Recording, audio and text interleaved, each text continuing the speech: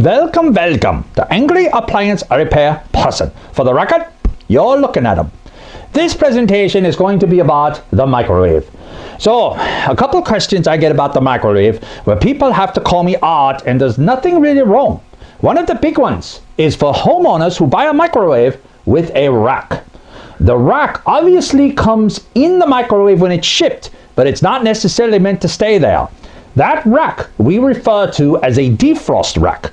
It is designed to have food like frozen fish, for example, put on the rack. The rack put in, you put the paper towel on the rack, you put the food on there to defrost it. You can cook it as well, even though I don't think I'd want to eat fish out of a microwave, but whatever, it's up to you. So you put the rack in the microwave to defrost the food. What you do not want to do is put the coffee mug on that rack or put the plate under the rack, because you can cause a reaction which can cause sparks in the microwave. Now, some microwaves that have a stainless steel interior, we call those convection microwaves. Some of those microwaves can handle having the rack in there with cookware, but I still wouldn't do it. I would take the rack out. Do not leave the rack in there. Only use the rack if you intend on putting food directly on it or underneath it. When the microwave is running, it can actually help by lifting the food off the bottom of the microwave to get the bottom and the top to defrost better. So use the rack if you want to defrost something, but don't keep the rack in there for your coffee mug or your dinner plate from last night's leftovers to heat up in there, because you might get a reaction and get sparks from the plate and the rack being in there at the same time. Only use the rack when you are going to put food on the rack to defrost it, or if you want to try to cook it. Now, back to the convection microwave. Convection microwaves are designed to have a heating element in there, and hopefully, I stress that word, to cook the food in the microwave like you'd cook it in an oven. That's not really that true, I have found out. Microwaves are only 120 volts.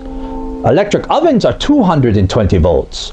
So basically, with 120 volts and 220 volts, you get more heat with the 220 volts than you get with the 120. So A, it cooks faster in an oven than it does in a microwave. Second, the problem is that when you have a microwave and you're using convection, there's no insulation in a microwave. In a range, there's insulation, so the heat rises slower as it's going up the vent. This microwave, the convection microwaves, they basically will not have the heat stay in there very long. So they need to keep generating more heat, which again uses a lot of power, and it doesn't cook as fast. I have a lot of homeowners that complain that they think their convection microwave is supposed to be like their convection oven, and it's going to be a second oven for them. And that is not true. There are certain things it works for. I personally, my opinion is that it is good for defrosting something that you're trying to defrost, and then maybe switching over to convection to help cook it or brown it, depending on what you're trying to do. That might work. But to actually put something in there to cook, it will work. It could take quite a long time and use a lot of power, but it would eventually get there. So keep that in mind. And the temperature accuracy for a convection microwave is not nearly as accurate as it would be in an oven. A lot of times when I was checking temperature on these, a lot of manufacturers of microwaves would tell me that it is not uncommon for the temperature to be off 25 to 50 degrees. Unlike an oven, where they're pretty accurate, convection microwaves really aren't that accurate. They can be off, but they do serve a purpose depending on the kind of food you like to eat. Again, as I always say, you can check the use and care guide. It helps you figure out what is the best thing to make in there, and what the uses that you can have if you have a convection microwave, which obviously has a stainless inside. A standard microwave has a porcelain inside. So with an over-the-range microwave, a lot of people think that an over-the-range microwave is going to be good for venting. That is not true. The venting of a microwave is very poor. The microwave is over the range for one reason: to get it off your counter. That's it. It is not a very good vent. I know some people will put a vent to it and vent it outside, and then they call and say, it's not working. It's not venting out. I have all this smell in my house. Well, that is because The microwaves don't have very powerful fans, and the vent fan actually helps cool the electronics of the microwave, as well as pulling air up from the stovetop. It doesn't do a very good job. It does not take the place of a hood. So if you have a microwave that's vented outside, you are sacrificing ventilation for having the microwave off the counter. You must decide what is best. Having the microwave up there so it's not on your counter, or having a good venting system. You cannot replace a microwave with a vent. Venting is much better. Now, I have seen 1 or 2 microwaves out there that actually have a different venting system in them. So it does vent better. But I have seen those, and I still don't think they take the place of a properly sized vent hood, which we will talk about in a future presentation.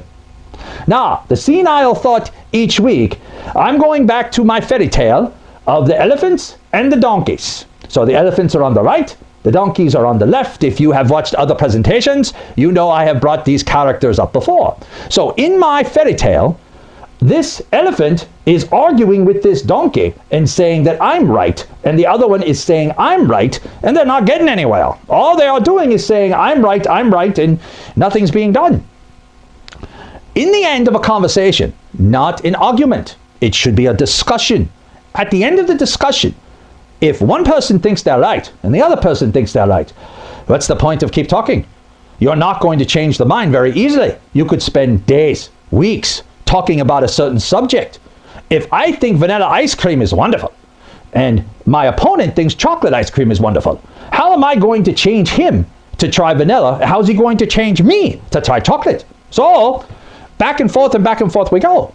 In a discussion, when one person thinks they are right, so does the other person. Give that other person credit for thinking that he is right. It is an opinion. And as I have said, claim your opinions. But don't keep arguing back and forth. So if the elephant thinks chocolate ice cream should be the way to go, and the donkey thinks vanilla ice cream should be the way to go, then they're just going to go back and forth.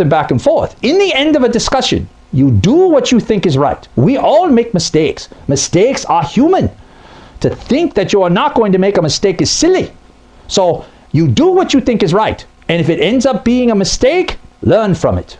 So what? You made a mistake. Big deal. It happens to all of us. But to have a discussion for days, weeks, months about I'm right on this subject, I'm right, chocolate ice cream should be the only thing. No, vanilla ice cream should be the only thing. And they go back and forth. What's the point?